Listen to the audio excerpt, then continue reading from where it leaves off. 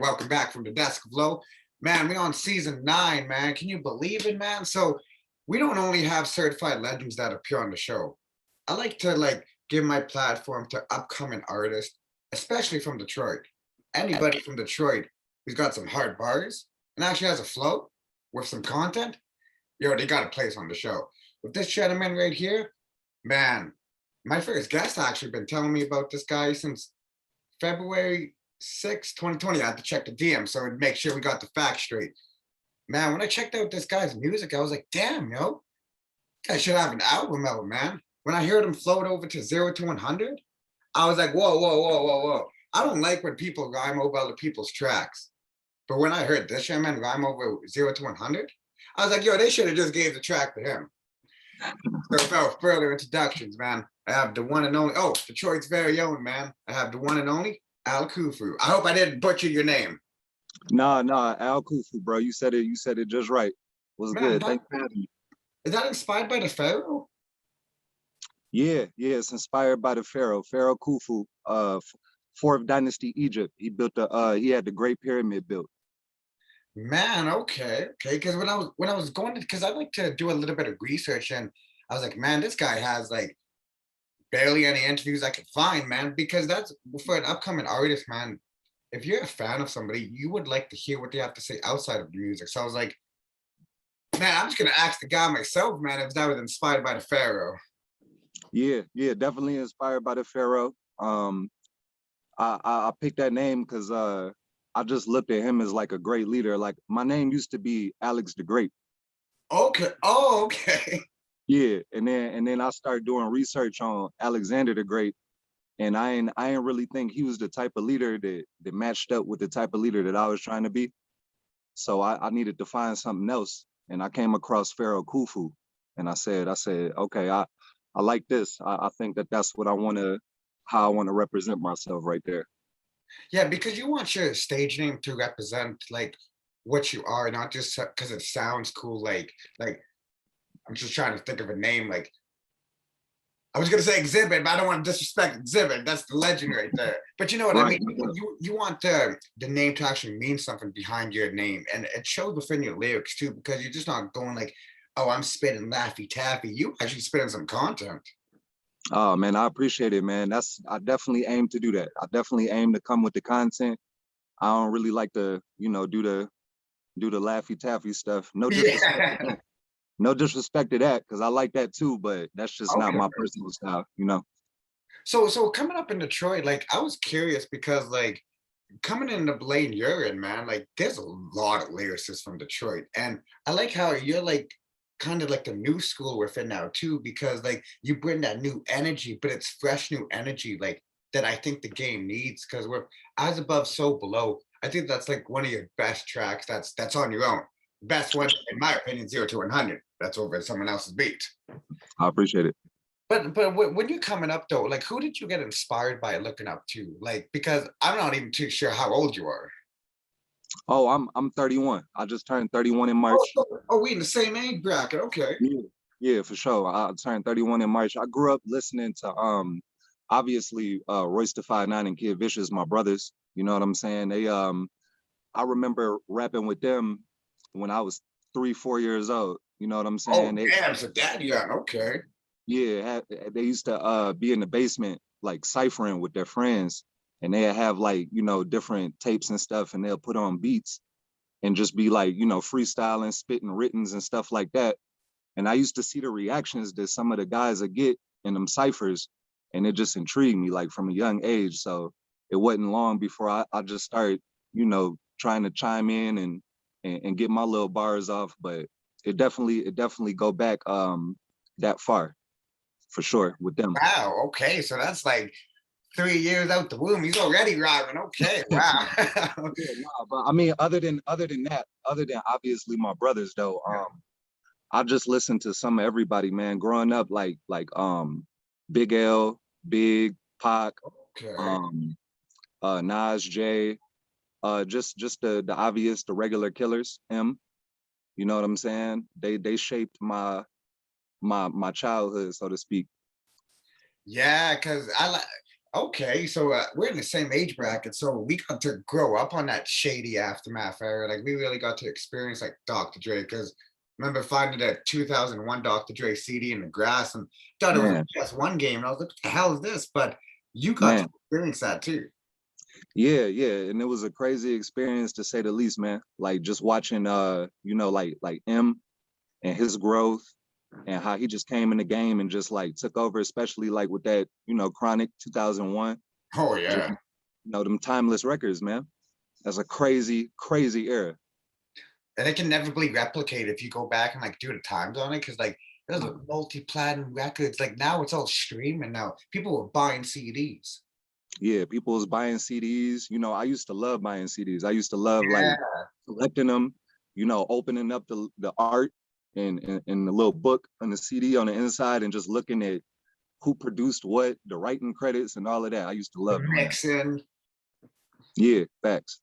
So like you actually, because like when we look back on hip hop, there's things like we can never replicate, like the park jams. But for our generation, going to the store and picking up a magazine because the internet wasn't that accessible back then. Like you can remember going back and picking up Double XL or the Source and actually getting. Yeah. I remember they had a mixtape magazine called Scratch Magazine. You remember that?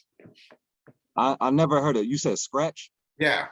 I never heard of Scratch magazine. Nah. It was like a spin-off of Double XL, man, but it only featured the mixtapes. Okay, okay. But you remember that, like going to the store and like, because like nowadays, like I remember there was the blog era. Now we're in like the media age, what we're doing right now. Yeah, everything is on the internet at the tip of your fingers. All you got to do is type in a couple buttons, you can find whatever you're looking for. But I definitely remember a time, man. Yeah, like the Source, Double XL, just those great magazines and stuff that they defined the era, and I'm just happy to be a part of that era because it shaped me into like the music that I'm making now. I got an appreciation for the new era, but I Oh, of just felt course. like the era that we came up in is very special. You know what Yeah, I'm saying? yeah. It's like one of those eras that like every era has like their greats, and like just that era that we came up in. It's like, dude, it's history. Like we can go on and on about that, but this interview is about you. So I was curious, like, when did you get the courage to like actually start making your own songs? And did you go by Alex the Great, like when you first started recording, or did you just straight off like Al Khufu? So I first started recording in 2011. Oh wow, okay. I first started recording in 2011, and I went by the name A Money. Oh, okay. So it's not even Alex the Great, this is A Money Days.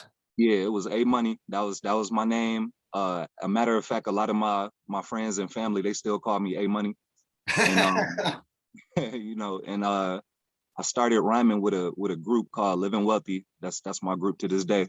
Oh And yeah, it's a payment company I seen too.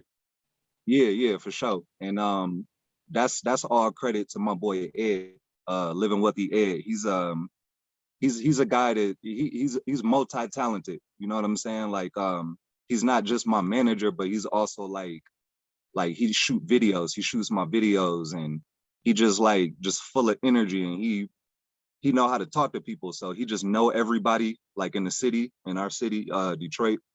And he heard me rap one time backstage at a slaughterhouse show. That's where I met him. Oh wow. It was backstage at a slaughterhouse show.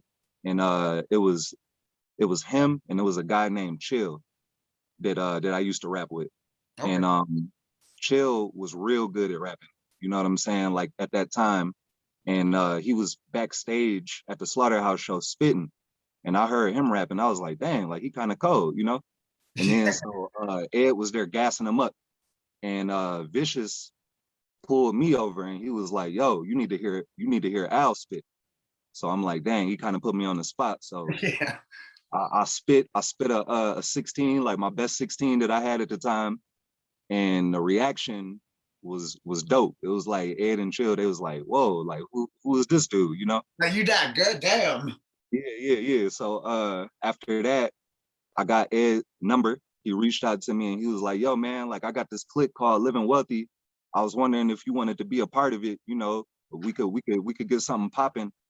And ever since then, it's just been that. I've just been rocking with him ever since. So did you release like a compilation or like a group album with them, like in your beginning days and stuff?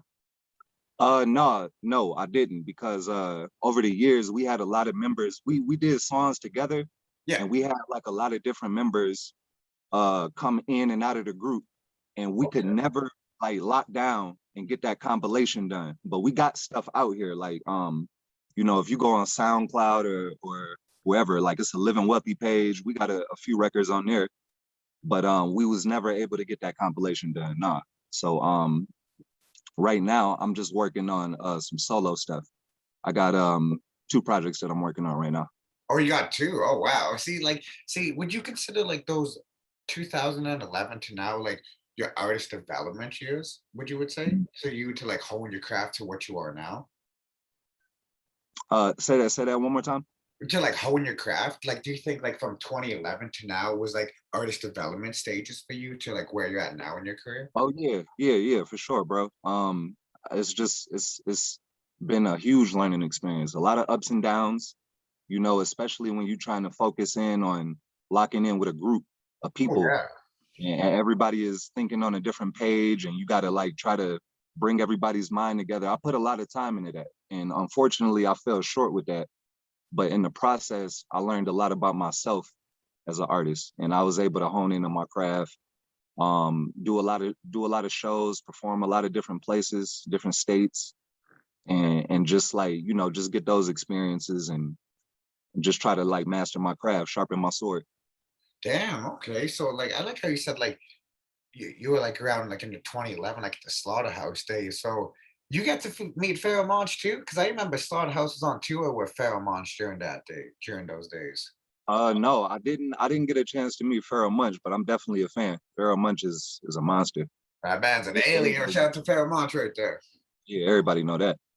Yeah, yeah. So when you're like coming into your own solo, like was it like a big like a big risk for you because you're like, man, I put so much time into this group. Like, should I really go solo? Was that like a lot for you to like put your mind and effort into? No, it wasn't a lot for me to put my mind and effort into. What was a lot for me to put my mind and effort into was the group. You know what I'm saying? Like just trying to make that happen. But when it didn't end up working out, I was kind of down about it for a minute. I kind of felt like it was some time wasted. But in retrospect, it just helped me to get to this place that I'm in right now, which is a comfortable place. Like as moving into my solo projects, I've never been more confident. I've never been more sure of my pen. And I feel like everything happened for a reason, bro. You ain't gonna get no light without no darkness. So I feel like I went through a dark period over the years, but um Oh, I've arrived. I've arrived in a place where I feel like I'm ready to get my message out and dominate.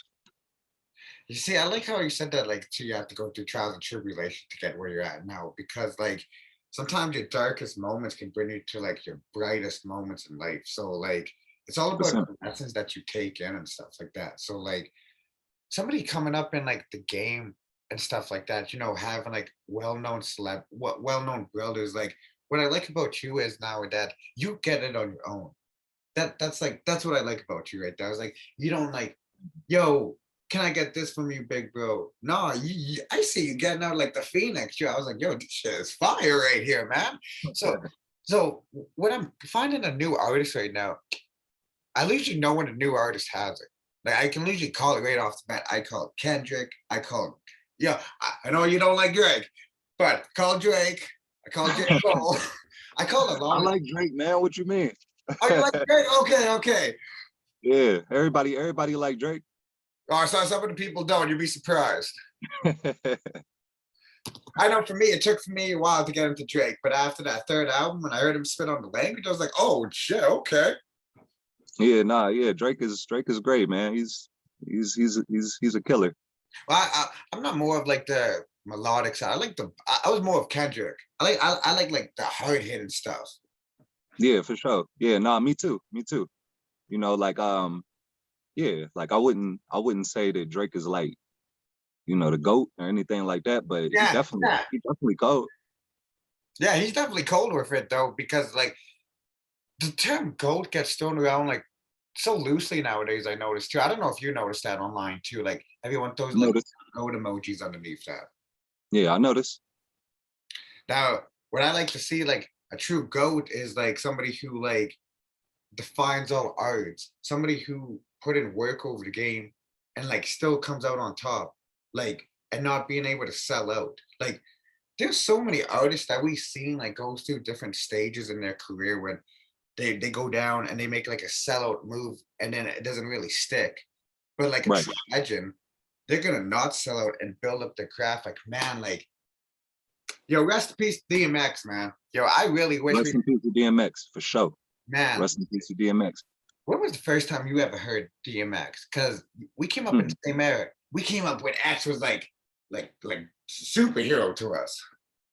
Yeah, man. First time I heard DMX, I don't remember what age I was. I just remember loving it. The first time I heard it, it was probably one of his radio hits or something. Yeah.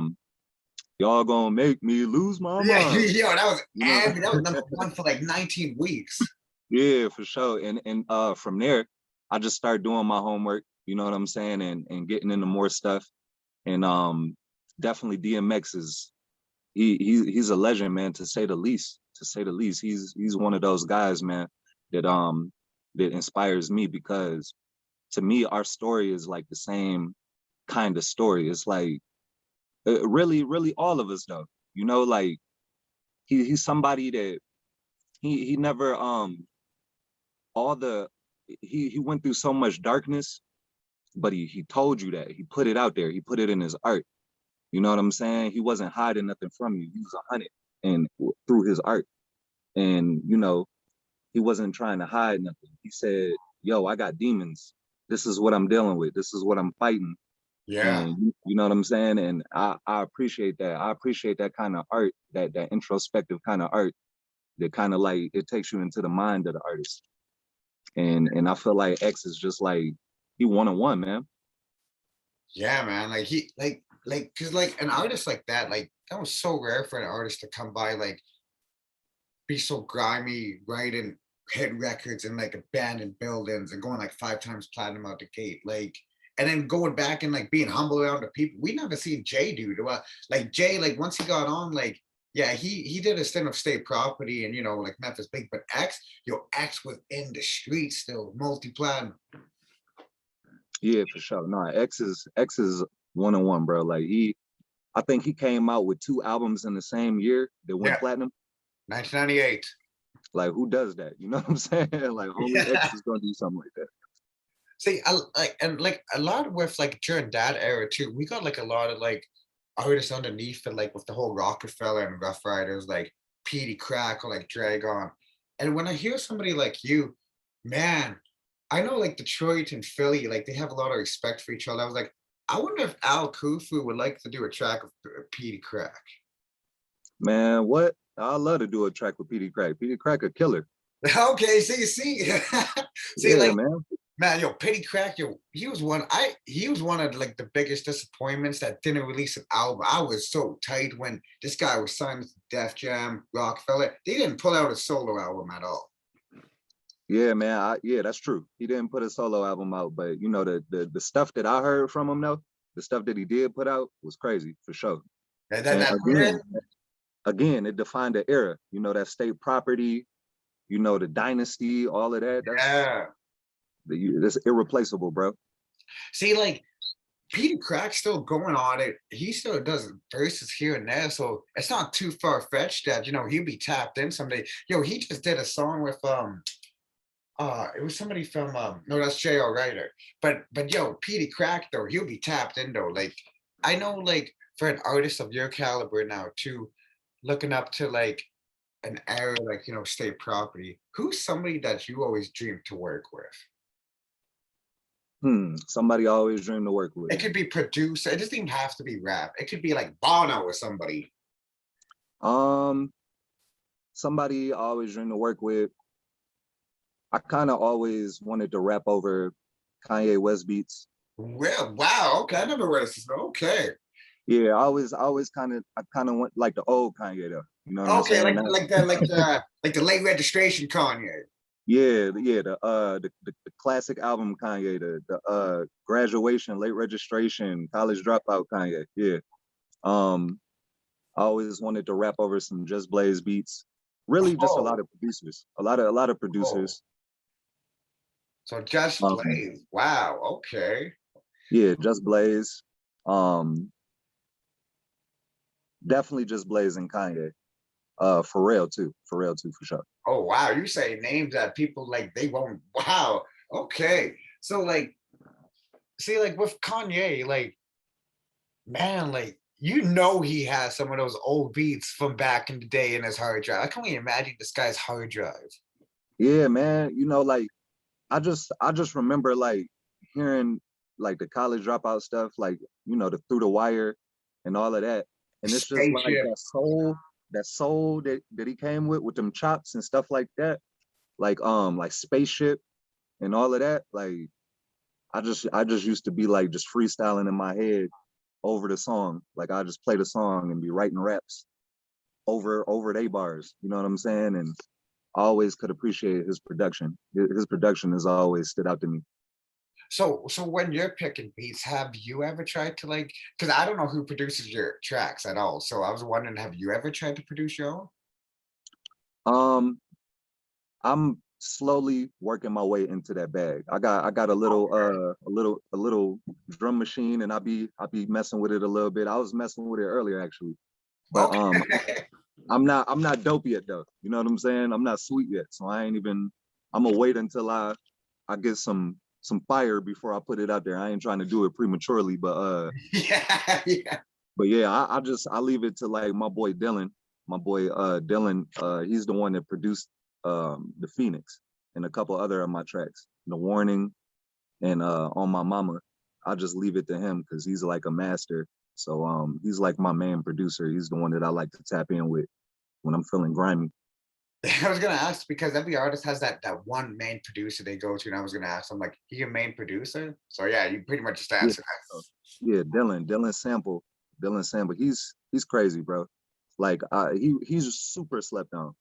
Like like a lot of people be telling me that I'm slept on in the rap thing, but with the producing thing, Dylan is super slept on. Like And he's from Detroit too. yeah, he's from Detroit too. Yep, Wow, you guys keep it all home base. I'm gonna have to tap into some. 100. You know the vibe. Yeah. So like coming up, like because man, like I can only imagine. Like I remember when Bane Blue, or shout out to Bane, he was telling me about like coming up in like Detroit and like how the battle rap scene was in the '90s. But hmm for like your generation, how was that coming up for you? It wasn't really like a big battle rap scene for me, but because I didn't get into it until like later, like until when I got in my 20s. Like Oh, 21. so in high school you were just busy being a teenager, like you weren't like getting into ciphers in the hallway or something like that. I did get into ciphers. Okay. I did get into ciphers, but that wasn't like my thing because I had this thing where I didn't want people to like look at me like, oh, like that's Royce the 5'9" little brother. He trying to rap and stuff like that. Like You I want your kind of own wanted, identity. yeah, I wanted my own identity type of thing. So I was really messing with beats. That was like my first love. I wanted to Oh make wow. beats, But over the years, it's just like rapping is just something that always kind of came natural to me, like rapping and poetry and stuff like that. So writing has just always been a passion of mine. It's something that I never let go. But of course, like I said, when I met Ed, that's when I started getting into the studio and recording and stuff like that. But definitely, I just wanted, yeah, back in the day, I wasn't, killing nobody in no rap battle or nothing like that. Yeah. You See, I know, like that. I like that. Like, you didn't want to be known as like somebody who was like, "Oh, you're just trying to do what you." Like, nah, man. Like, I'm gonna do my own thing. But like, as time progresses now, like, you realize. I always say, like, a true artist always wrote poetry like before they actually like got into like making their own. And that's what like um, stands out from like a true artist is like if they wrote poetry, they're not gonna be like, "Yo, I got 50 guns in the back ready to shoot." right. Yeah, yeah, for sure. Yeah, no, poetry definitely my first love, man. I'm a poet. I'm a poet really first. You know what I'm saying? And That's always been my thing. So like with like powerful tracks like As Above and So Below and like the Phoenix, like how hard is it for you to like hold on? Because like I know when I get like a hard interview or something like that, I want to release it like the minute it's done. So when Yeah. you finish like something like that, like how do you hold on to something like that? It's difficult, man. It's difficult. Yeah, I can As you imagine. know what I'm saying? Yeah, it's because it's like As Above, So Below, for instance. As soon as I recorded it, I wanted to put it out. Yeah. You know, because it was something. It was I was talking about something that was on my heart. It was on my It's soul. heartfelt. And when I finally got it out, it felt so good. I just wanted to just put it out right away. But you know, I try to use some strategy with the stuff that I put out. You know what I'm saying? Wait for the right time and stuff like that. But you know, it's definitely difficult. It's not easy all the time. It's like your baby, you Yeah, know? exactly. You wanna show your baby to the world. But you know, I just try to use strategy with putting stuff out a little bit. And like especially like too like with like something like as a new artist too, you don't want to be perceived as the wrong way. Like you want people to take your craft Right, seriously. It's just like, oh, he just like somebody who's just trying to make music. Like, no, man, like just listen. Like I always right. tell like because a lot of people they'll be so standoffish about like giving a new artist a chance because they don't have like the quote unquote reputation. Right. Some of the best music that an upcoming artist can make is in the beginning stages. Oh yeah, I agree. I agree 100%. A lot of my favorite artists, like the guys I was naming to you earlier, some of their first efforts is my favorite stuff. Oh, okay. For Okay. sure. For sure. So you have that mentality too. It's like so it's all about watching an evolution. Like it's all about an evolution. Like a good example of that is Flea Lord. Are you familiar with Flea Lord? Flea Lord. Why that He sound familiar? he raps a lot of the Griselda camp. Okay. Okay. No, I'm not totally hip. I know Griselda, but I'm not hip on Flea Lord. Okay. So he was an upcoming artist like you. And Okay. we did an interview like this in like 2018. You know, he Hmm. didn't have that much of a reputation out there. 2 years later, this guy got songs with Raekwon, Ghostface, Rock Marcy, Big Twins, Jesus Christ, DJ Muggs. It's like Jesus Christ, man! Like Wow. a whole album produced by Mobb Deep, Havoc. Like, and I was like, dude, I was on this dude so early before any of this, and his old Right. shit was like Right. just smashing. So like that's when I see in you, I'm like, yo, I can't wait till like yo somebody like a DJ Muggs is like, yo, Al Khufu, man, yo, you ready for this album? Yeah, man. I appreciate it, man. I definitely got to check out Flea Lord. That's crazy. I didn't know he worked with all them people. I gotta check him out. But Yeah, man. yeah, I'm in the beginning process with it, bro. Like I said, I'm gonna drop a couple projects this year. I'm gonna drop them back to back. I'm gonna be on my brother Kid Vish's project, the Alien Gang project, coming soon. And I'm just trying to make some traction this year, trying to make a little bit of noise. Okay, okay, man. So like, I don't know if you noticed, man, but your brother Vicious, that dude, my first guest ever, and we met before any of Mm. it, before any of all this, we met, and it still kind of fucks me up how did all this relate. So when you're Mm. recording with Vish, is it like competition between you two? Because I know Vish is like when he records with Ty Ferris, their competition is crazy for Chiller. Nah, man, it ain't no. I mean, maybe it is. I can't speak for him, but for me, I'm not going in there thinking like, dang, like I got to try to out rap Vish. It's like Yeah, yeah. I don't, I don't think that I can do that. You know what I'm saying? So I just bring what I can bring to the table, and that's it. You know what I'm saying? Like I let whoever decide whatever. Like I don't even go in there with that mentality. I'll just be like, I'm just gonna do me. I'm gonna give it my best, and that's it. And see, you're not opposed to like rapping over a certain style of beats because I noticed when I was listening to your music, you're very versatile with your selection. Like you can do the boom bap and you can do the trap and then you can do like whatever the mix is between. Because I noticed that some of these tend to be mixing in between sometimes. Mm-hmm. But if you had a choice, what would be your preferably beat of choice? Or it's really kind of hard to say. Would it be like, You like a Zelda or like something like more of like 0 to 100 style?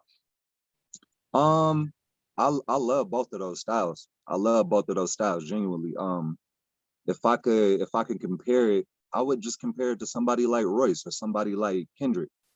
That, like, I feel like I've always admired artists that don't have a lot of boundaries. I Oh, like I like artists that can do a little bit of everything. You know what I'm saying? So with my art, I could give you a slow flow, and then I could give you the double time.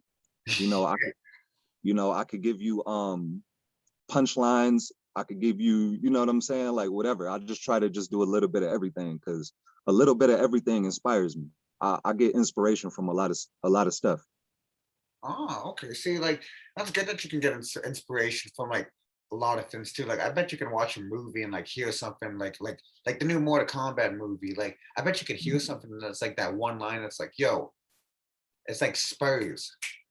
Yeah, exactly, man. But that's like, that's like an artist's brain. I think that's like universal with artists in general. It's just like little things that we hear, it'll trigger something, and then we'll get inspired by it. And like I say, I'm inspired by some of everything. If it inspires me, it's gonna bring out the best of me, whatever it is. So like being an upcoming artist and being very inspirational of your career now too, what can you say to like somebody who's just starting out that's wanting to collab with you? Because I'm promoting music, no, because I have a lot of people like, yo, how'd you find this dude? How'd you find this Mm. dude? I'm like, yo, man, just tap in and follow, dude, man. The dude is ill. Because like, so if somebody wants to work with you, like, how would they approach it professionally?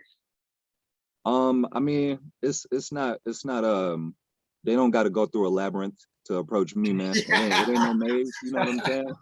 All they got to do is just hit me up, reach out to me, hit me in my DM or wherever, and if we can make some work. If I feel like your style, if I feel like our styles can complement each other, it ain't no problem. People can hit me up anytime. I ain't gonna put them through the ringer for that. See, that's good because you I'm just trying to make something great with whoever. see, that's good that you're not too standoffish because everybody's different. And like some Mhm. artists be like, I'm not working with none of these underground cats right there. I'm on my own way. And it's like, but when I hear somebody like you, is like, yo, man, I'm gonna throw you like my manager or like talk to my manager or something, just hit me up. Yeah, they could just hit me up, man. Cause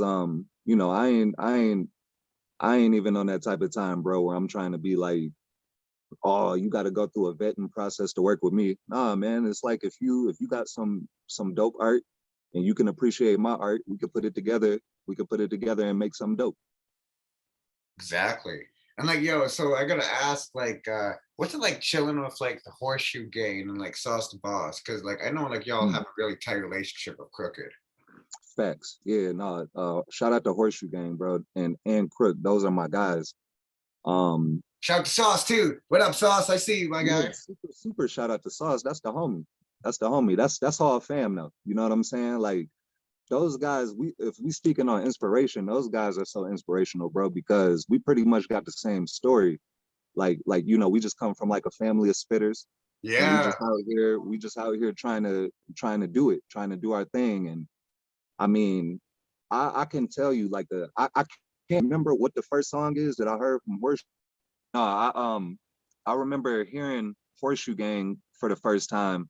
Not exactly sure what song it was, but I know that they just left me in amazement, bro. I couldn't believe that like all these dudes could rap that good. Yeah. So y'all come from the same family. Jesus Christ. Yeah, and it's like they are brothers too. It's like, yo, like what's good? Like I thought that we was doing something over here, but I heard them and I'm like, yo, like these dudes is like all the goat. Like Yeah. every bar is fire. So it's just like, yeah, I I definitely got a good relationship with those guys. Shout out to them. They constantly inspiring me. Do you have any records with them? Because I know Vish has, I think, like 2 or 3 records with them. I don't have no records with them yet, but I Oh, definitely I like that. want Yeah, to I work. like that. all of them. I plan on working with all of them for sure. We got to get that in. Oh yeah, yo, that's like a no-brainer right there. Yeah, man, got to get that in. Yo, shout out to Crook, yo. We got that. That was like one of my very first interviews right there, man. After Vish, it was like Matt Hoffa, your boy, and it was like Crook. I was like, crooked. Jesus Christ. So when I see like somebody like you like have an admiration for like, like Horseshoe Gang, just the fact that you know that these guys can rap. I've been telling people for years. I'm like, yo, you like Crooked? You're gonna love Horseshoe Game. And they never check him out until they hear something like I think it was like Family Business. I think that was the new group that included Crook. And that's what like Yep. people like, yo, Family Business. I'm like, dude, I was telling you guys about these a long time ago. Yeah. Yeah, nah, yeah. Shout out to all those guys. Shout out to Family Business, bro, because Family Business is crazy. That's crazy. And I think that they was rapping over Eminem beats too, just Yeah, bodying every single beat. yeah, because well, I forget what interview somebody said they had like a full album produced by Royce or something like that. I was like, whoa, Family Business. I was like, yo, if that shit is real, that shit's gonna go crazy. But for Al Khufu, because we're in a digital age, and Mhm. the whole NFT I keep seeing coming around. It's like so many different ideas that's coming to my head with an NFT. Um, have you ever thought about putting like any digital art or like something special for your music as an NFT? Because I know Currency just recently did something for an NFT for his album. So help me out, bro, because I'm a little slow. I don't know what NFT is. I've been All right, so wondering, like I'm I've gonna been try it seeing the it. best way I can because I'm Yeah, still yeah, like learning I've been about seeing it, but cryptocurrency. I'm like, what is that? Like, what is NFT? So it's like non-fungible token or something like that. It's like some kind of digital art that you can sell online. And I guess like it's not physical or anything like that, but you can sell it, trade it, or once you buy it, it's yours. But you have to buy it Okay, from somebody. okay. Hmm. So, example, Pharaoh Monch, for his new record, he's doing a digital comic book as an NFT for one of his songs titled Kill, Kill, Kill. So when Oh, that that's gets, hard. oh yeah, that's what I said. I was like, whew. So Mhm. when he releases that, that one person would buy it. And then that comic is theirs. So they can either choose to share it with the world or just keep it for themselves. Wow, okay. That's interesting, man. I didn't know that. I didn't know that. That now that you say that, it makes me think. It makes me think. I'm thinking of some ideas right now. Yeah, because like I can see like for an upcoming artist, I was like, damn, what is really that would be like something really good for an upcoming artist to like have like their own like digital comic book or like digital walkthrough of the studio because it's just like there's so much different ways that we can create content nowadays as opposed to like the early 2000s with like the big brick cell phone like this shit was like this on us. Right. You already know. Yeah, nah, me, it's funny that you say that, man, because me and Vish, we bounce ideas off each other like that all the time. We was Oh, actually we actually had this idea. I guess I'll put it out there, but we had this idea for like these cards, like collectible cards of like different Detroit rappers and stuff. oh, that would be And hard. yeah, just come out with like rare, like holographic cards, some of them and stuff like that. Just kind of something that the people can have like and collect. That'd be good for an NFT. Yeah, yeah. It's making me think. It's making me think. You sparked that.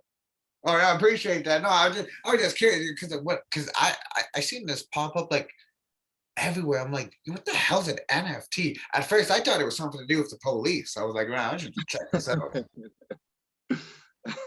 Yeah, I didn't know what it was, bro. I seen a lot of people, but I don't know, man. Like I don't be on social media like that. Like that. I'm not really into social media. So I see stuff all the time that I don't be knowing what's going on.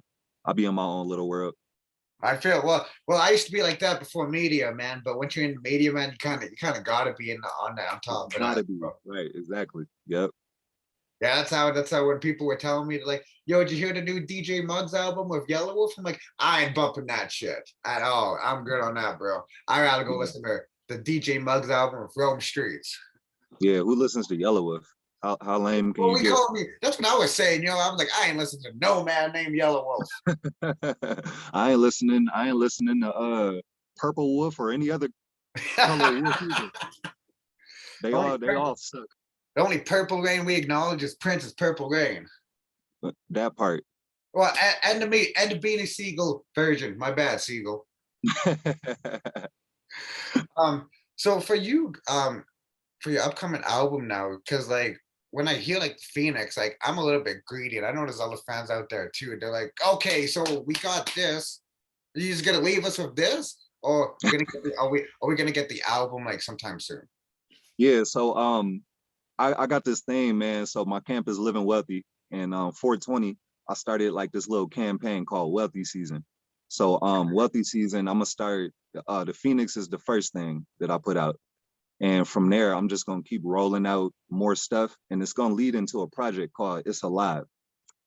You Oh, know, and this is basically just a project where I'm just getting some bars off. It's no real direction. It's kind of like a mixtape type of thing, and I'm just first effort. you said what? It's your first effort. It'll be my first effort, right? Yep, it's alive, and there's no release date on it yet, but it's coming. It's coming very soon. Okay. Now see, like I like how like you're brutally honest about it. Like it has no real direction or something like that. I like that because you could have easily said like, man, I'm making my reasonable doubt right now. I'm making my illmatic right now. I like that. I like the honesty right there, man. You're upcoming artist. You can learn from Al Khufu right here, man. No, but okay, so I say it like that because remember, I got two projects. So the first one is It's Alive, and it's just like it's kind of getting people. If it'll be like people hearing me for the first time, like a project from me for the first time, and what I'm trying to say with that is that yo, hey, my name is Al Khufu and I can rap. But the next project is gonna be called 333, and that's gonna be my conceptual album. That's kind of like, I guess you could say, my reasonable doubt. Oh, just off the title 333. Like we don't like. I can see like an artist doing 666, but when we see like 333, that's like kind of eye raised. I was like, I wonder what he has to say on 333. Yeah, yeah, yeah. That's gonna be that's like, I guess you could say, like my life work, man. Like that's gonna be my legacy piece right there. Um, right out the gate, that 333. Because That's special to me. because I'm pretty sure like you recorded tracks and you're like, this one is for 333, like just by finishing it, I'm guessing. Right, yeah. Like As Above, So Below, that's gonna be on 333. Oh, oh wow, okay. Wow. The Phoenix is gonna be on It's Alive. Ah, see, like I can see why like you didn't want to hold on to As Above to So Below, man, because that is fire right there. And that came out last year for the people listening too. Yeah, man. Yup, came out last year. I appreciate it too, man. I that actually that started the inspiration for 333. I didn't know that I was gonna make it when I did As Above, So Below. But after I did that, I was like, I started just getting a lot of positive feedback from it. And I was like, okay, I think I kind of want to do more of this. I got more to say about this kind of stuff. And it's a lot of stuff that I feel like need to be said. And it's kind of like a void, I feel like, in the game where like a lot of these artists, they not really talking about real stuff. Like they just, it's just a lot of the same. Bitches, hoes, money, lean, Syrup. yeah, Rollies, Louis, Gucci, and all of that. But ain't nobody talking about these cops out here killing these kids. Yeah. Ain't nobody out here talking about how Bill Gates is trying to vaccinate 80% of the planet, and I seen something the other day. He trying to block the sunlight and stuff like that. Yeah. Nobody's talking about these people that control the world and control our lives and stuff like that, like these real issues. So I feel like that's something that I'm real passionate about, and it needs to be talked about. So that's the direction that kind of I'm going in with 333. See, I like that too because now that you bring that up now too, like we've been seeing in the news like these vaccinations, like there was like oh, they don't work or they're causing more problems. It's like, yeah, because you guys are putting stuff in your arm that hasn't even been fully like out for like a year. And they're like, yeah, sure, line me up. Yeah, and I can't blame a lot of people, man, because a lot of people they innocent with it. Like they trust what they hear on the news and they trust The what they see. government. Yeah. They trust what they see, the CDC posts and stuff like that. And I can't really knock people for that. I just happen to be somebody that know better. And I feel like now that I have that information, now that I have certain information, I feel obligated to share that the best way I know how, which is through my art. So, you know, Did you listen that's to a lot of Dead Prez coming up? Dead Prez. Yes, sir. No, I actually didn't. I ain't listened to a lot of Dead Prez coming up. I'm familiar with him. Because like when I just about the topics we're talking about, I remember that one song Propaganda they have where Stickman was saying, I don't want a needle in my arm. And he's talking about forced vaccinations. And this was 1999 or 2000. This is like 21 years ago. It's like, whoa.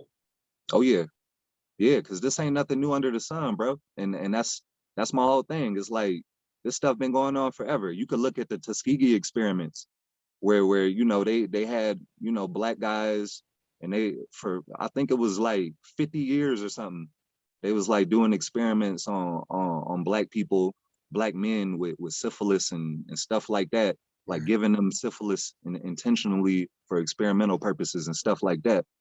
And it's like that's the type of dishonest behavior that our government do. You know what I'm saying? They've been doing it. This ain't new.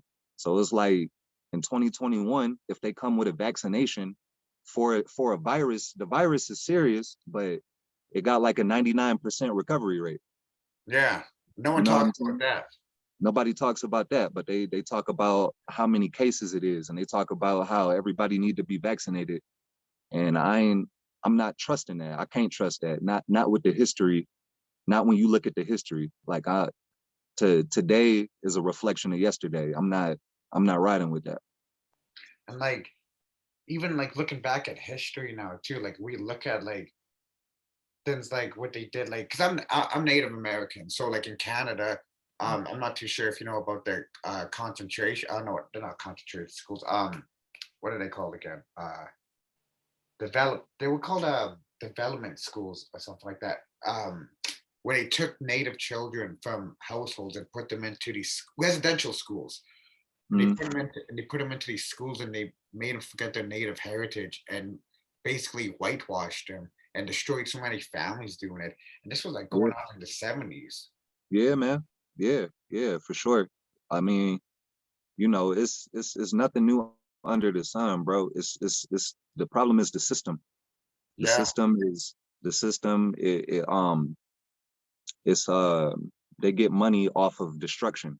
You know what I'm saying? They get money off of divide and conquer and stuff And like that. it's all right in front of us if we just do a little bit of research. Like that's what's like the scary part about it. It's like it's all right in front of us. Yeah, man. Yeah, 100%. Like you said, they came in, they whitewashed the Native American community and stuff like that, and they just continue to do whatever they want. It's like a bully. It's like the world is a big playground, and you got like these bullies that just go around the world, just like giving people wedgies and swirlies everywhere. Yeah. And as long as they people is good, they don't care about nobody else. They just out for self.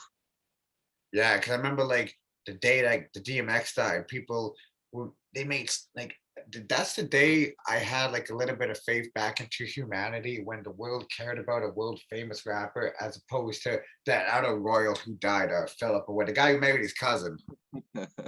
Yeah, man. Yeah, but I mean, that's an easy one. DMX is like way cooler than Prince, whoever that That was. man was like literally God's child on earth.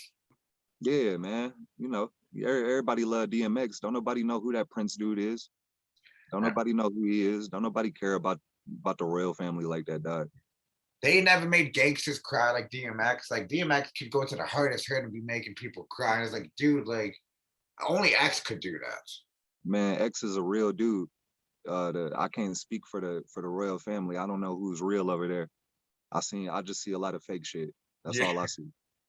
So like you know how DMX, would pop. Somebody called him like the Bill Murray of hip hop. So has there are chance that you just ran into DMX randomly? Oh man, I wish, man. I never, I met a lot of rappers and stuff like that. A lot of guys that I look up to, but I never met DMX. That's one that I regret never having the opportunity to do.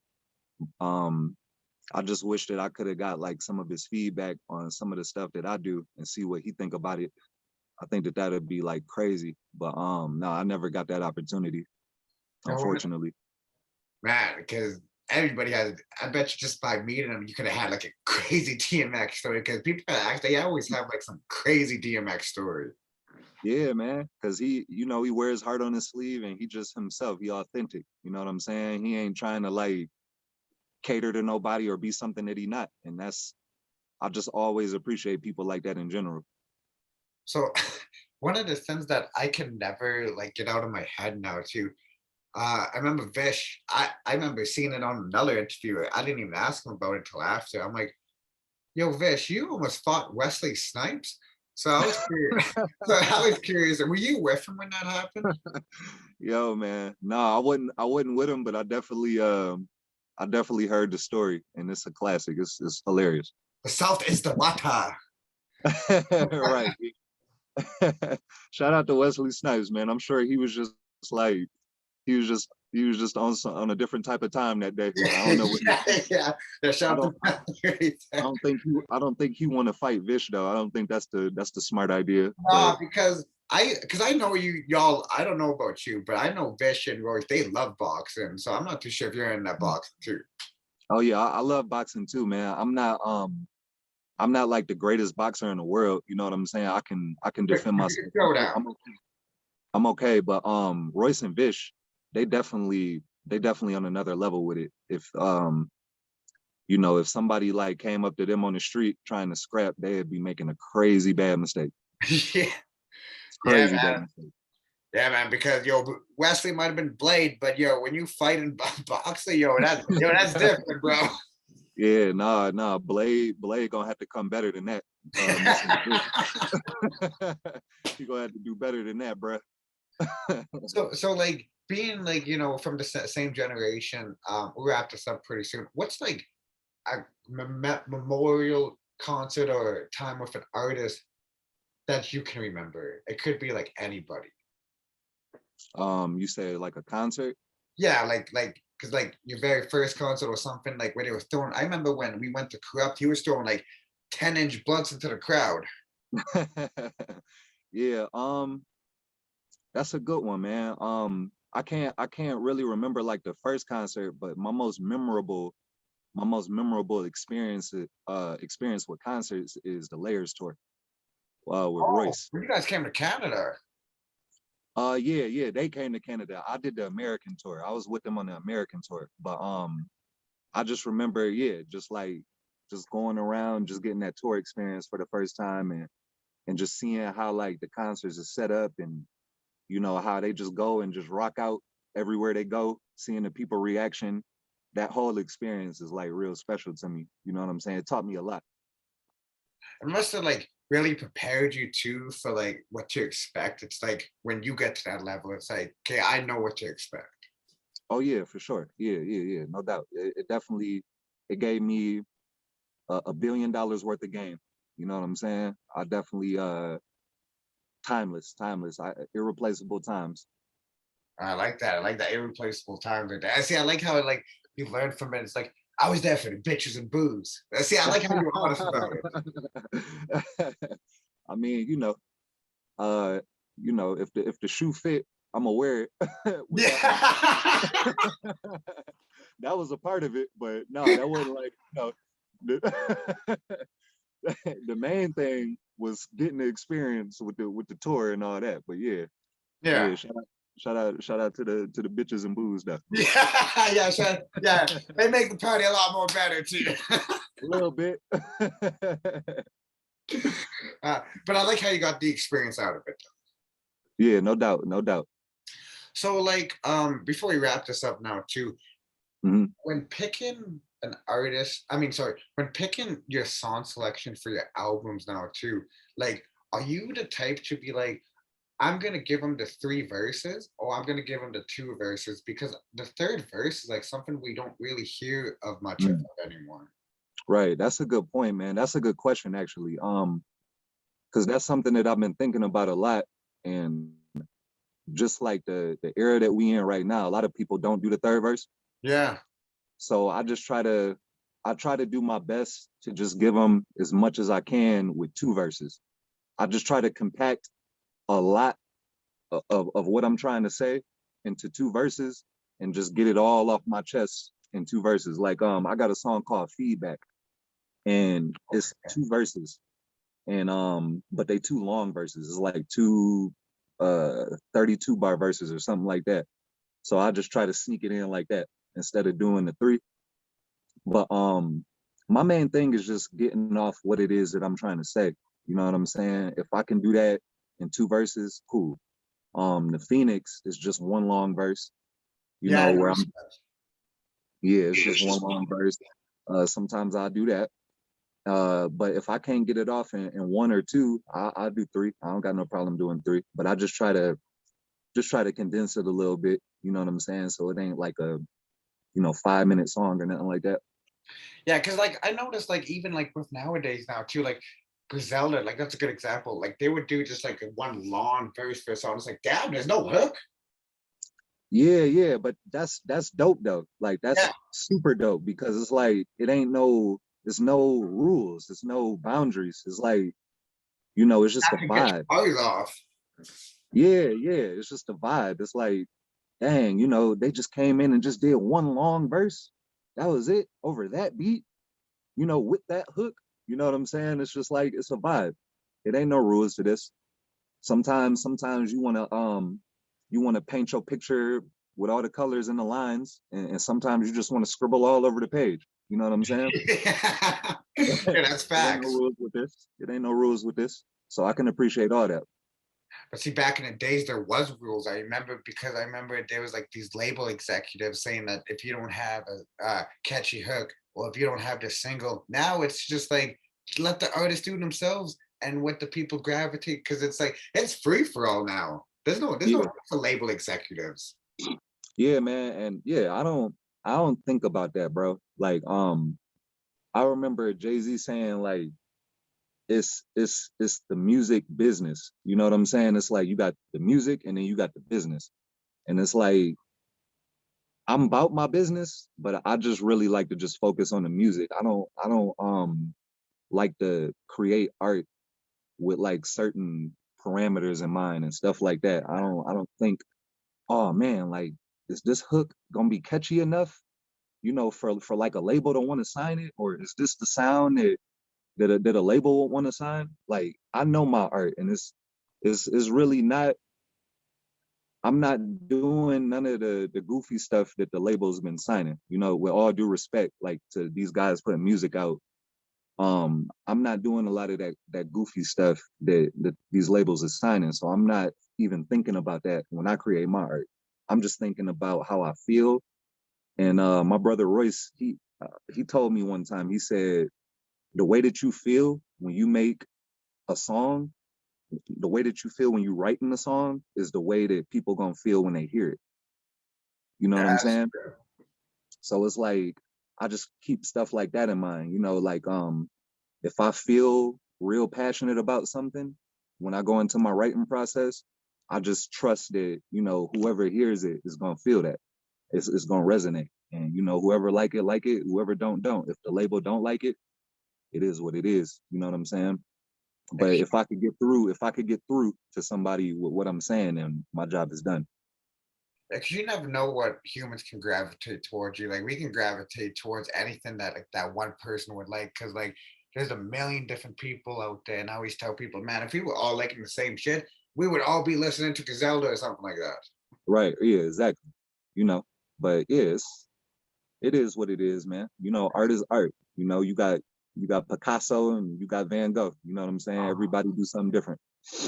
That's a great example because yeah, we lost so many great albums to because the business behind it. I remember when we didn't get Raz Kaz's The Golden Child, that we got it leaked online, but I remember that was supposed to be like the one for it. And there was so much label about like, oh, you got to promote it this way, you got to get this, and they just fucked that album up for him. And a lot of Yeah, great albums were lost because of those business practices back then. But in this day and age, man, we can get greatness like that.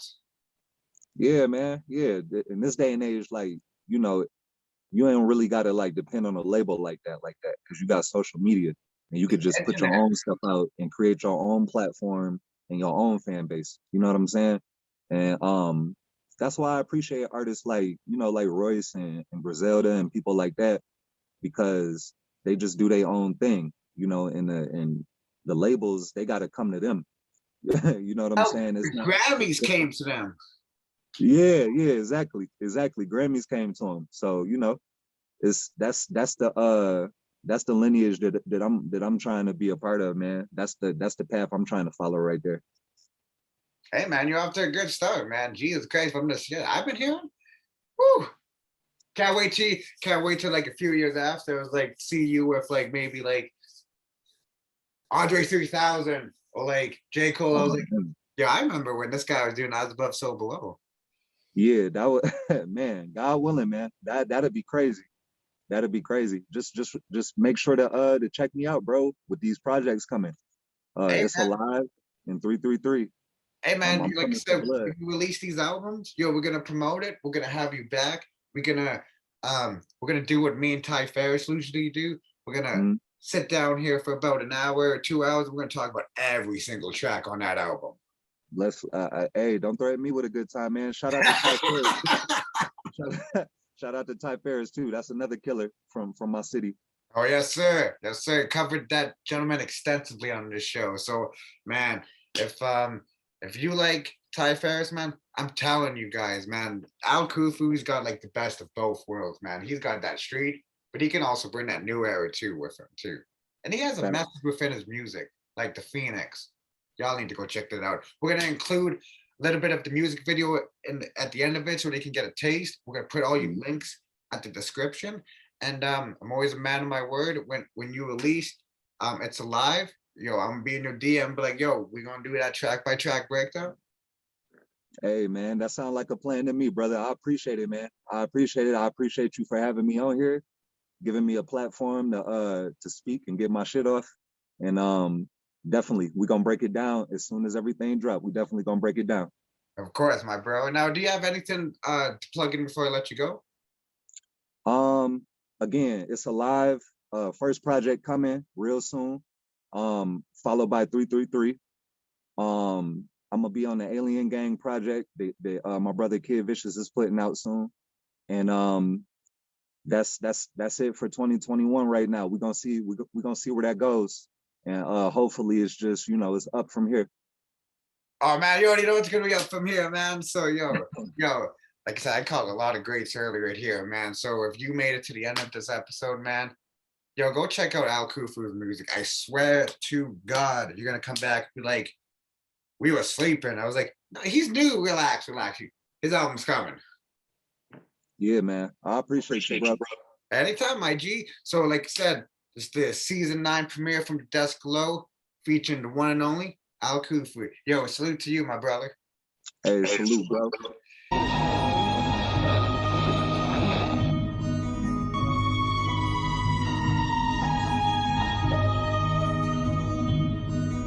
Rising up out of the ash and the fire, making a dash for the liar who said I wouldn't be able. Cain lives through desires of people living in hatred. I don't even perspire, these musty niggas sweat me in my gym attire. Game crazy, I'd even get off if the rim was higher. Shooting with the left like I'm Steph, I write like Benny Wallace. Trying to walk in the light, the devil wanna send me vibes. Joker roll up and get smoked up, clown him like I'm Pennywise. Verbal crack, I send you high up in the mini skies. Ivan Drago Draco, if he dies, then he dies. Niggas stalling for their life, they wanna improvise. Is you finished, dog, or is you